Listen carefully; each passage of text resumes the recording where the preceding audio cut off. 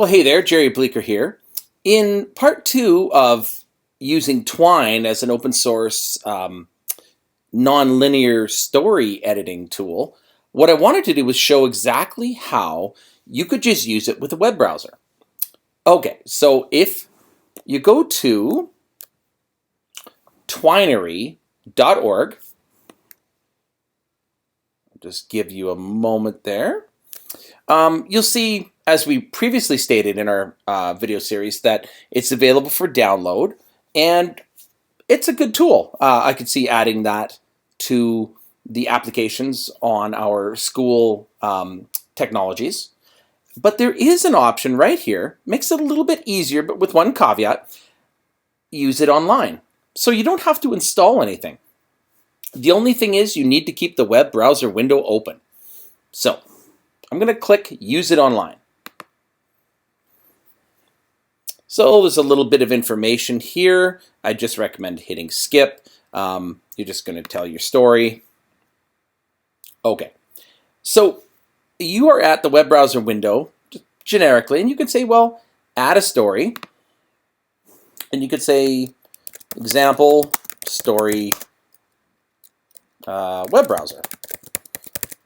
And we'll just say add. Now in this case, the Twine tool looks exactly the same.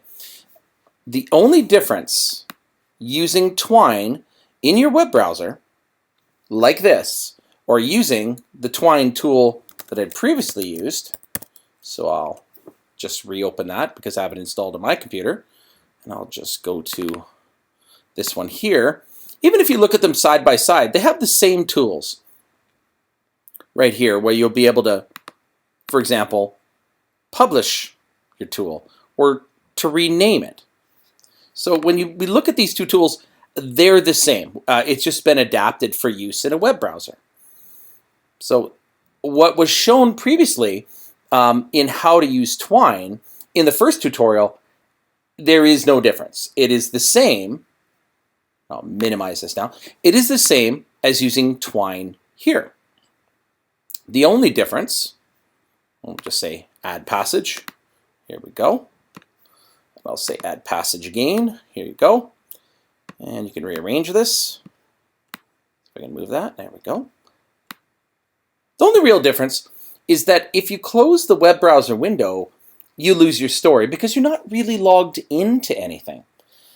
So that presents a little bit of a challenge. Obviously, if students were to tell their stories, they would need to do it in a way where the computer wasn't logged out or somebody else didn't close the browser on them or what have you. And it's for that reason I would recommend adding Twine to your software image at your school.